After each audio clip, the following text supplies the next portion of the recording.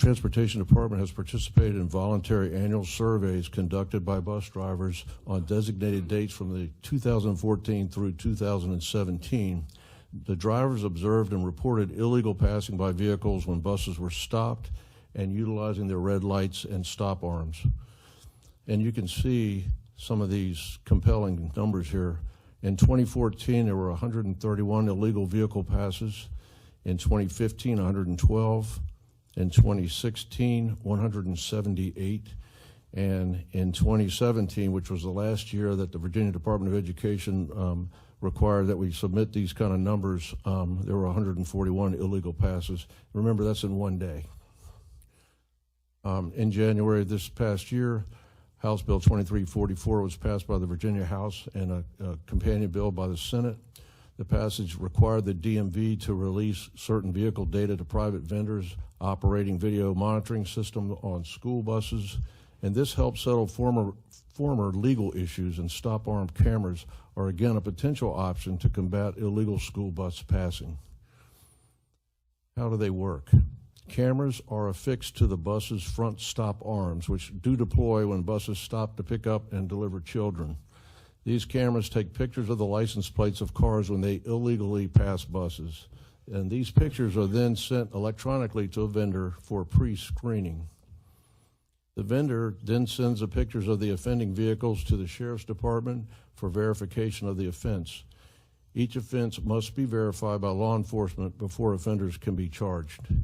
An offending driver is sent a court summons via first-class mail that includes a picture of their license plate as the car illegally passes the bus, much like a HOV kind of violation. The offending drivers may pay a $250 fine, or I should say a fine up to $250, and waive their appearance in the civil court, or they may contest the offense and appear in court to defend. Typically, most vendors will install the stop arm cameras on school buses without upfront cost to the school division in exchange for a predetermined percentage of the fine. A local ordinance, which is why we're here tonight advocating for that, is required to authorize a school division to operate a video monitoring system on school buses. Sir, just want to clarify.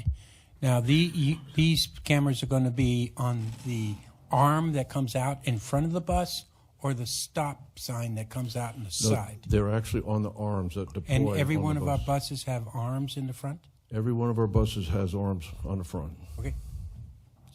Now, I will say this, as we install them, they will have to be done in phases. So in other words, we won't be able to install 315 or 20 daily buses, at one time. And we'll have to work out how we're going to sequence that. When you're negotiating with a company, it'd be good to get the people that are running the school bus on the opposite direction too. I mean, but I guess what you're saying is the cameras wouldn't be able to see opposing traffic that would be violating the law by running if there's no median. I think if there's, I'd have to check on that. But Okay. when I actually looked at the footage that I saw, and again, that was about 4 years ago. Okay. I don't Sure. believe it would extend to what you're talking about. I understand what you're saying, the four-lane traffic. Would you see the Right. traffic going in the opposite direction? And I don't know, but I don't believe that they will go that far. I would prefer not to tell people where the cameras take pictures of, so they know that they could speed in this lane and not that lane. We could probably not discuss that publicly. Just let them know when you see a school bus stop, and you might get a picture, you might not. Might be a bluff, but you know what? They need to learn not to speed and not to pass. I'm Mary Coleman from Berkeley District. Two other drivers. Angela Staley. And Raymond Lockett. Please, we want to thank you for bringing this so far. We have come a long way with this, and we need this desperately. I can tell you from personal experience, having to take someone to court, going to the magistrate's office to get that warrant against a lady that had done this to me, and taking her to court is stressful. There's no backing. I went alone. I went with the parent of the child. This is going to make it so much easier for us. And daily, today alone, in a subdivision of mine, 2 people passed my lights. no regard for my children. We do this. We go over the radio and we call in. We've got a license plate. Please write this down. Come into the office afterwards. This is going to stop all of this. This is going to push forward what we need most to keep your children safe. I just have a comment in reference to you wanting to determine about the median. The vendor will see it first and determine that if there's a median there or not, and if it's a chargeable thing to send to the sheriff's office. Okay.